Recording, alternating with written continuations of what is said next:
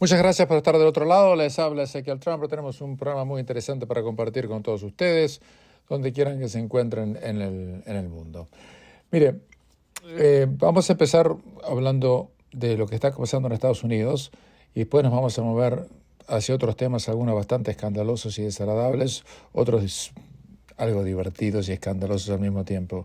Pero, en primer lugar, en los Estados Unidos, la semana que viene va a tener lugar la convención del Partido Demócrata, donde van a ungir a la candidata del partido, Kamala Harris, como candidata a la presidencia, a pesar de que, como ya les había dicho hace bastante tiempo, no ha ganado nunca una elección primaria ni nadie votó por ella.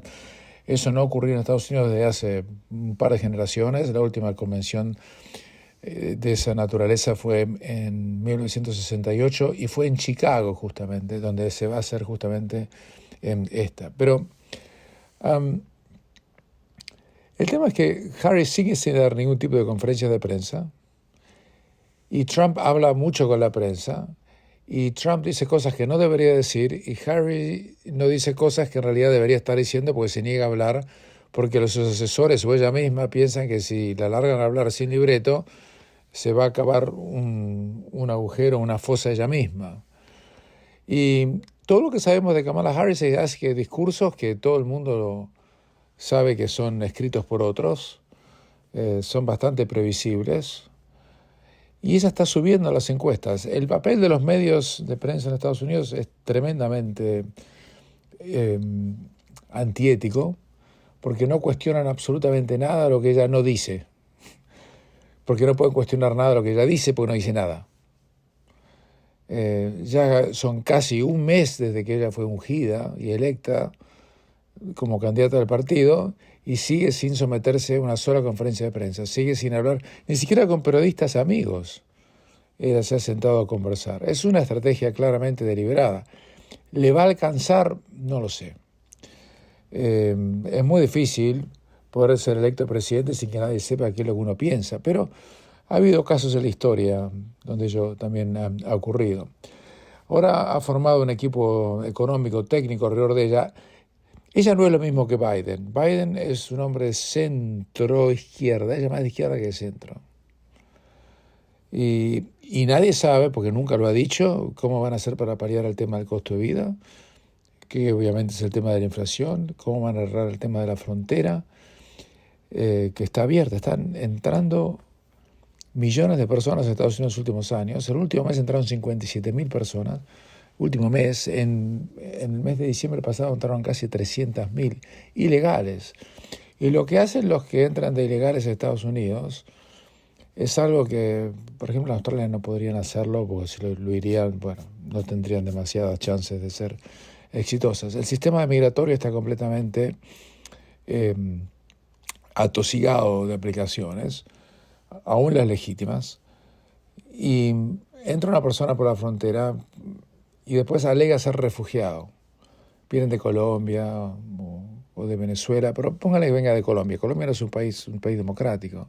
Y aplican como refugiados.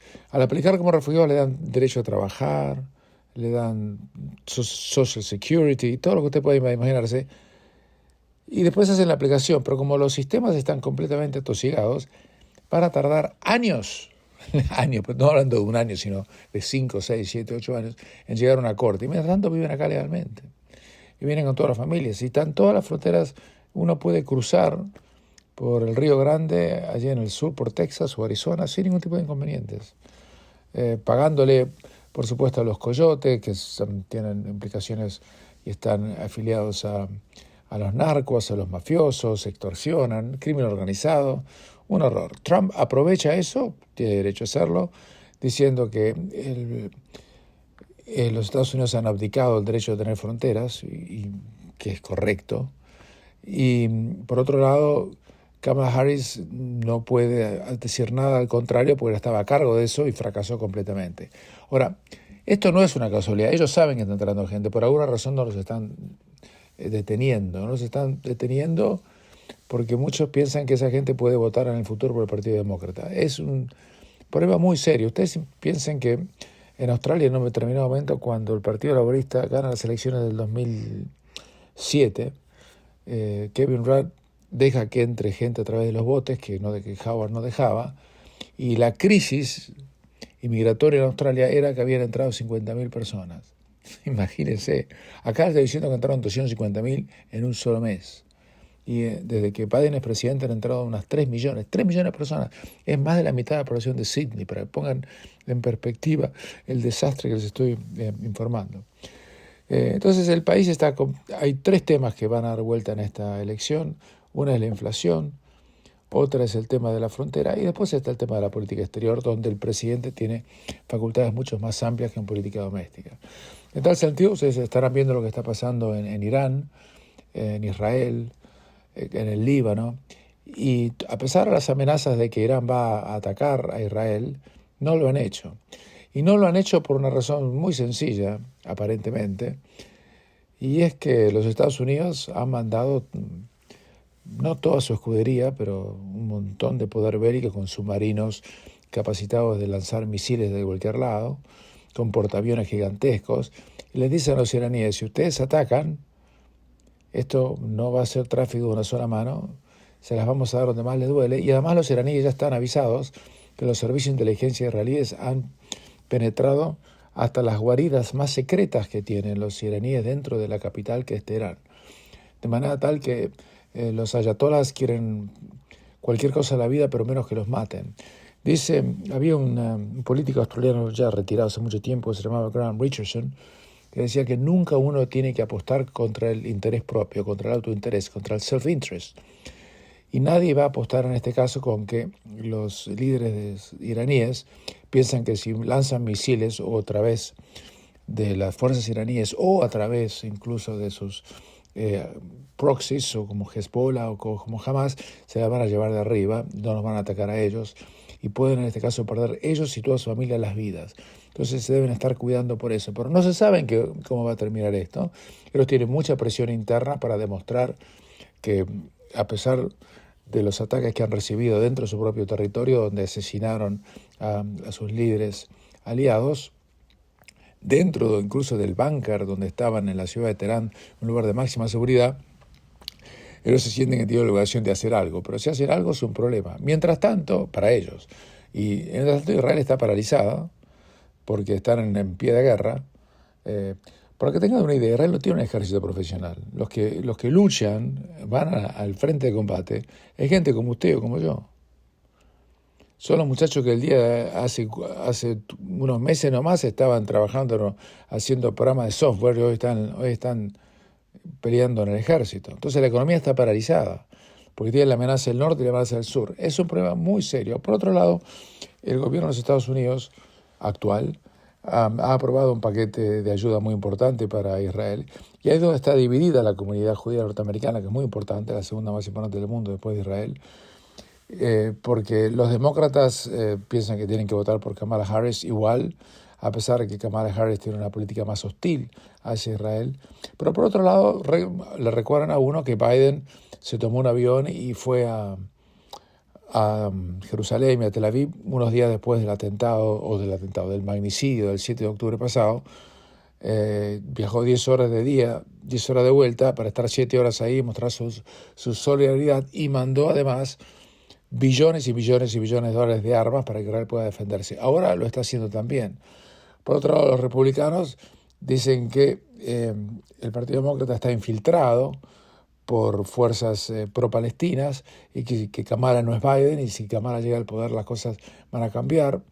Kamala habló de un embargo de armas contra Israel, después tuvo que retractarse, o sus asesores las retractaron por ella. Es todo bastante difuso y bastante confuso. Pero lo que va a pasar en los Estados Unidos en los próximos 3 meses va a cambiar el destino del mundo por los próximos 4 u 8 años. Estamos ante una elección importantísima. Trump dio una entrevista larguísima con el Chief Executive, el dueño principal de la compañía Tesla, Elon Musk, a través de la plataforma X o Twitter. Y Trump debería hablar menos de lo que habla, pero habla bien. Es coherente con lo que dice. Es persona por persona, mano a mano, es muchísimo más inteligente que Kamala Harris, que nunca trabajó en el sector privado en su vida, mientras que Trump trabajó y ganó muchísimo dinero en el sector privado, por supuesto, haciendo cosas que no son santas, nadie va a decir que es un santo, pero nadie construye un imperio sin pisarle callos a los demás. Y Trump es un hombre inteligente. Debería, obviamente, retractarse y disculparse por lo que pasó el 6 de enero de 2021 con el ataque al Capitolio, y también debería dejar de decir que le robaron la última elección porque no tiene pruebas como para poder alegarlo. Pero habla demasiado y yo creo que esa puede ser su talón de Aquiles. Por otro lado, lo que está haciendo la prensa del mundo, especialmente en Estados Unidos, sobre Kamala Harris es llamativo. Hay una cosa que tienen que entender. La visión internacional que se tiene de Trump en el mundo es completamente distinta a la que se tiene de Trump para la gente que vive dentro de Estados Unidos. Porque lo que pasa es que en el mundo la cobertura internacional es completamente negativa hacia Donald Trump, donde los quienes están fuera de Estados Unidos solamente ven el teatro, ven las escenas dramáticas, pero no vivieron o no viven en los Estados Unidos de manera tal que no pueden comprender que en realidad una enorme mayoría de estadounidenses de clase media y de clase media baja vivían mucho mejor bajo Trump de lo que están viviendo ahora. La inflación en este país se ha disparado y es muchísimo más alta de la que ustedes quizás supongan. Han subido cosas, mire, desde facturas de seguros han subido muchísimo, facturas de despensas han subido muchísimo, hasta ir a la pedicuría ha subido un 15-20%.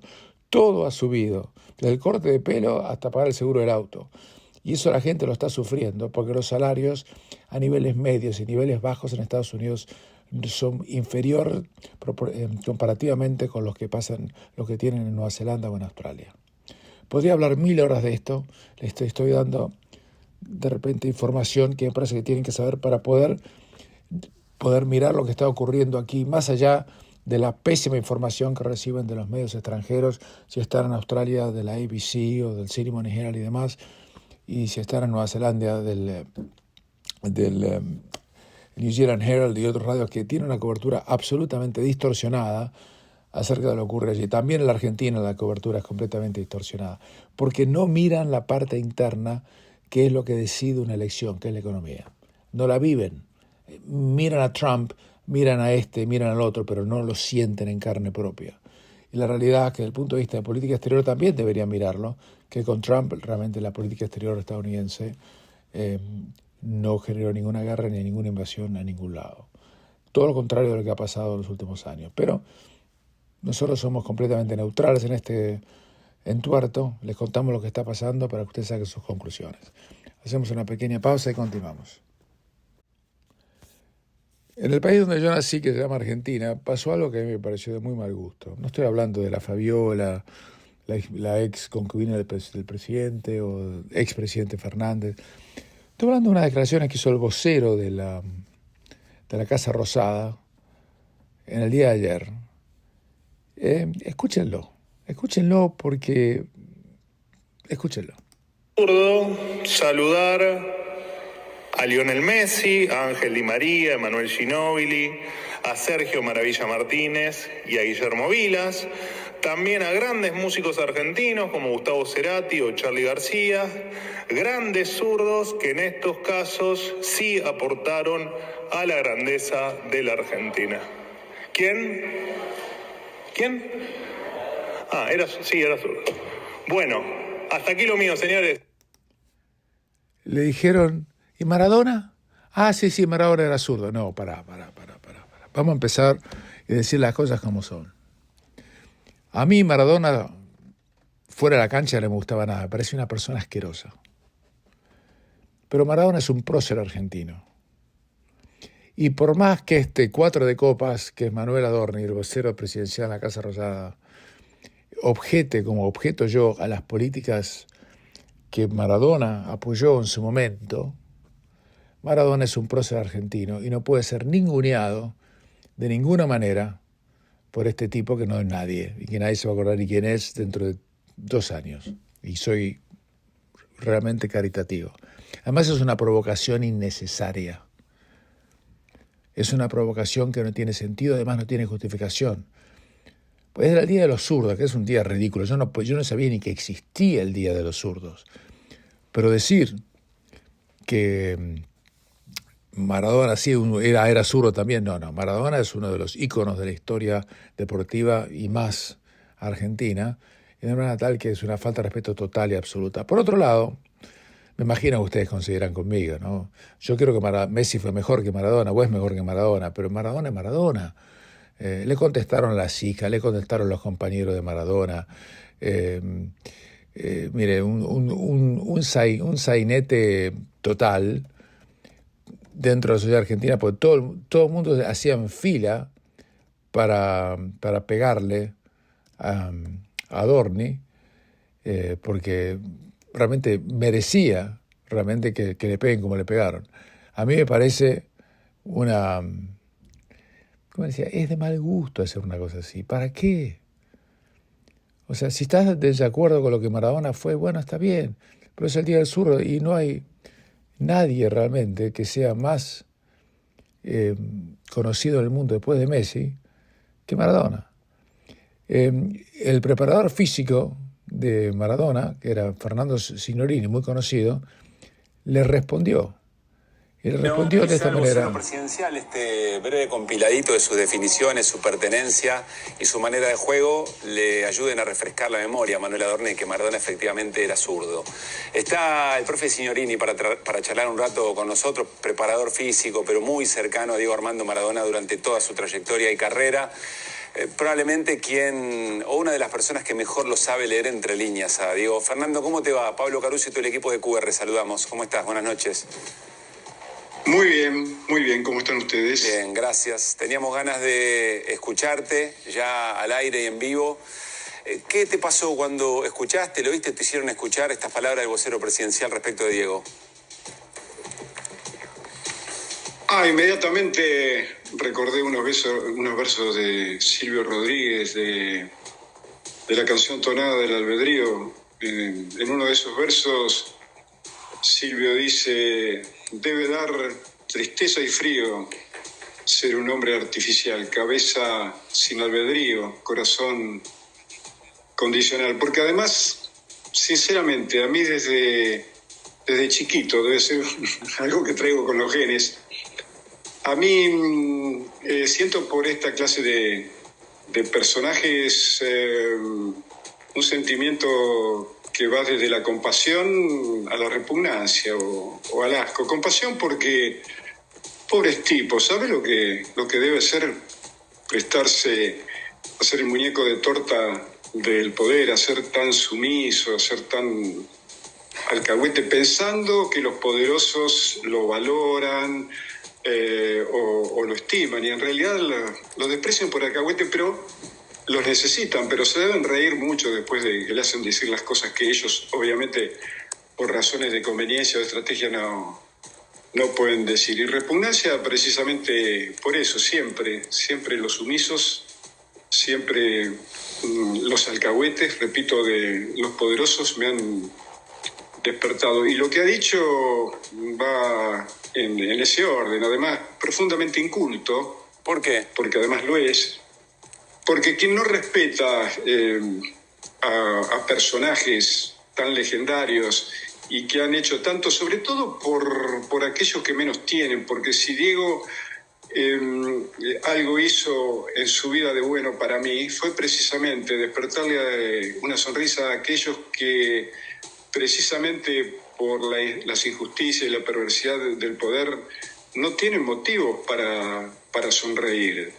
Y él lo hizo sin ningún otro interés, precisamente que el de darle fundamentalmente a la gente de su clase, de su origen social, eso que él tampoco había tenido, salvo después cuando también empezó a descubrir el fútbol, empezó a descubrir a Bocini, y ese era el único argumento. Y estos tipos, al desconocerlo y al tratarlo de esa manera, porque además es mentira que lo había olvidado, que lo tenía presente permanentemente. Lo que pasa es que, claro, le debe dar mucha bronca que ese negrito villero vaya a durar o vaya a permanecer hasta el último sol de la historia de la humanidad, porque como a veces recuerdo que si aún hablamos de Aristóteles, de Platón, de Ulises, no había radio, no había televisión, no había diarios, no había nada, y llegaron hasta nosotros. ¿Hasta cuándo llegarán con los adelantos de la tecnología a la saga de Diego? Hasta ahí las palabras de Signorini expresando el repudio que creo que la gran mayoría del mundo sintió. Pero Adorni no fue despedido, ni mucho menos, sigue siendo el vocero presidencial. Realmente una desgracia para Milei tener una persona de esa naturaleza. Milei está cambiando la Argentina en muchos sentidos, está haciendo un montón de reformas que a mí me parecen, desde mi punto de vista, necesarias, pero va a fracasar o tener éxito en la medida que le lleguen esos beneficios a la gente y todavía no les han llegado. Vamos a ver qué pasa. Y encima Milei no tiene la inteligencia de hacer un gobierno austero desde lo mediático. Y ahora se metió en un romance con Yuyito González, una vedette de los años 90, que solió ser aparentemente amante hasta de Carlos Menem. Pero no lo digo yo, lo dice ella en el sainete que se ha convertido el país donde alguna vez yo crecí, que me parecía culto. Escúchenlo. ¡Ay, Pochi! Salí, Pochi. Esperá que... Esta es Yuyito González hablando. Me quise subir y me bajé. Yo entré que casi me mato. Sí, bueno, a veces sucede. Bueno, entonces, ¿qué me preguntabas, querido? Parezco Mirta, hoy estoy muy Mirta. ¿Qué me preguntabas, querido? ¿Confirmamos romance con el Jabo? Con el Jabo. Y confirmamos romance, sí. Confirmamos romance, chicos. Habemos, primera dama. Ya está. Lo confirmamos, porque es una cosa sana, pura, linda, inocente. La verdad que... Te enamoraste. A ver, pero estamos enamorándonos. ¿Qué etapa de la relación es? ¿Son exclusivos o ya se puede decir que son novios? Somos novios. ¡Ah! Muy bien. Sí. Novios. Sí, no es una exclusividad que vos decís, che, vamos viendo. No, porque somos personas adultas ya, con experiencia. Ya si la hacemos serio, ¿viste? En algún momento le dijiste, mira, yo, Javi, estoy no para andar picoteando, estoy para algo exclusivo. Si esto va a seguir, quiero que sea mutuo. Mira, la verdad ¿Se dio esa charla o no? ¿Sabes qué? Te voy a decir la verdad. No hubo necesidad de ponerse aclaraciones, ni restricciones, ni advertencias, porque estamos en la misma sintonía. Claro. Estamos absolutamente en la misma sintonía ya te digo, de la música que me ponen. Qué horror, el nivel del diálogo, las declaraciones de Yuyito González, Milei, que yo creo que es un tipo inteligente. Todos los hombres tienen y tenemos debilidades, pero usted es el presidente de la nación, usted no puede andar a los besucones con una ex vedette en realidad, o una panelera televisiva, con un circo alrededor, en un país donde el 50% de los chicos está pasando hambre. Esto no le hace bien, a lo mejor le hace bien a la figura de Milei, yo creo que no, pero qué poca seriedad. Y mientras tanto sigue el escándalo del expresidente Alberto Fernández, acusado de golpeador, y la prensa lo sigue linchando en la Argentina sin darle todavía el derecho de defensa, y ni mucho menos la presunción de inocencia. Yo no digo que no haya ocurrido lo que haya ocurrido, pero yo no sé si ocurrió o no ocurrió, y usted tampoco, porque no estaba ahí. Pero eso es otra cosa. Me olvido de la Argentina y vamos al último tema. La pregunta es la siguiente. ¿Debería Australia seguir recibiendo a refugiados de Gaza, como está haciendo en este momento? El líder de la oposición, Peter Dutton, escaló el conflicto doméstico dentro de Australia. Y hago un paréntesis. ¿Por qué los australianos están obsesionados con el tema de Gaza e Israel? ¿En qué les puede afectar al 99,9% de los australianos lo que pueda pasar entre Gaza e Israel? Y además, ¿por qué el gobierno australiano está absolutamente obsesionado con el tema cuando nada de lo que puedan decir o hacer ejerce la menor influencia sobre ninguna persona de poder que pueda tomar decisiones para resolver el tema?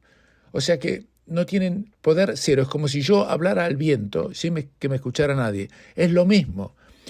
La única razón por la cual el gobierno australiano, en mi opinión, está metida en este tema y ha invertido tanto capital político en esta cuestión, como pocas veces he visto en ningún otro país de Occidente hoy por hoy, es dos razones, en mi opinión. Primero, porque quieren atraer más el voto musulmán y están preocupados porque están surgiendo partidos musulmanes dentro de Sydney y Melbourne que les pueden robar o ganar distritos en las próximas elecciones. Esa puede ser una razón. Y la segunda razón, que para mí es tan válida como la primera, es porque Albanese, Wong y Berg son ellos individualmente, en mi opinión, profundamente antijudíos y antisemitas. No hay absolutamente ninguna otra explicación lógica y racional por lo que están haciendo, y esto para mí excede las consideraciones electorales. Es mi opinión, por lo menos. Ahora, el líder de la oposición, Peter Dutton, les está diciendo que no tiene que entrar nadie más. ¿Por qué? Porque el 80-90% de la gente que vive en Gaza, aunque no sean combatientes de Hamas, los apoyan. Entonces, ¿qué tiene que hacer esa gente entrando a una comunidad hasta ahora pacífica, como hasta ahora en realidad ya no más, pacífica como la australiana, y cómo se van a adaptar y qué es lo que van a hacer cuando lleguen acá? Ya hay más de 1.300 gente de Gaza viviendo en Australia. Tienen permisos de visita que expiran próximamente y no los van a echar, los van a dejar ahí, se van a quedar de por vida. Han entrado alrededor de 3.000 personas de Gaza a Australia desde el 7 de octubre pasado y han rechazado unas pocas miles más. Pero a pesar de las promesas del gobierno australiano, donde dice que no van a comprometer el tema de seguridad nacional, ya la han comprometido. Han violado todo lo que se podía violar en temas de sentido común y en temas de seguridad nacional. No pueden dejar entrar a Australia gente que venga de estos lugares sin hacer chequeos exhaustivos que no se han hecho. Cambiando de tema, empezó la etapa más importante de la Copa Libertadores de América. Recién ahora empezaron los octavos de final, ya se han jugado algunos partidos nada más, y los partidos de ida simplemente. Así que falta mucho para que le pueda contar lo que está pasando. San Lorenzo y Atlético Mineiro empataron 1-1 en Buenos Aires. El Gremio le ganó de local a Fluminense 2-1. El Colo-Colo, un equipo chileno, le ganó al Junior de Barranquilla 1-0 de local. Pero todavía falta que juegue River con Talleres, Peñarol con Strongest, Flamengo con Bolívar, Palmeiras con Botafogo, Nacional de Montevideo con San Pablo. Partidos muy interesantes, les vamos a ir contando cómo va. Lo que no va más es el Inter Miami, que se quedó afuera de la Leagues Cup, que era el único trofeo que el club había ganado hasta ahora en su historia. La ganó el año pasado con un Messi superlativo. Pero Messi se ha perdido más partidos del Inter Miami este año de lo que ha jugado. Quiere para un mes más de lesión, de recuperación de su lesión, y hoy en día el equipo funciona ya sin Messi. Estaban ganando 2-0 el partido de octavos de final contra el Columbus Crew de visitante, y faltaban 20 minutos o 23 minutos y le hicieron 3 goles y se quedaron afuera. Es una pena para ellos, y si no hubieran jugado un partido de cuartos de final aquí en Miami, que nunca va a tener lugar, y el Inter Miami ha dejado su corona en el camino. No le voy a andar contando qué está pasando con los pases internacionales, porque es un sainete que hasta que no termine el mercado de pases es realmente hablar al viento, y no tratamos de no hacer eso. Pero futbolísticamente la temporada está por empezar recién ahora, la Libertadores está empezando o en su etapa decisiva, y la Liga Inglesa empieza este fin de semana, y después que eso ocurra vamos a empezar a hablar de fútbol con más asiduidad, después de los programas exclusivos que hicimos sobre la Copa América durante todos los últimos tiempos. A todos aquellos que nos escuchan en nuestro canal de YouTube, les agradecemos y los invitamos también a que se suscriban al mismo, así se enteran inmediatamente cada vez que subimos uno de nuestros audios y videos. Y a aquellos que nos escuchan por Radio.Latinocine, también, por supuesto, en la queridísima Radio Metropolitana de Melbourne, Victoria, o Radio Austral en Auckland, que nos sigan escribiendo como siempre, y les contestamos, como ustedes saben, por privado, públicamente, a todos aquellos que nos escriben. Por ahora, les habló Sical Trump y será hasta la próxima.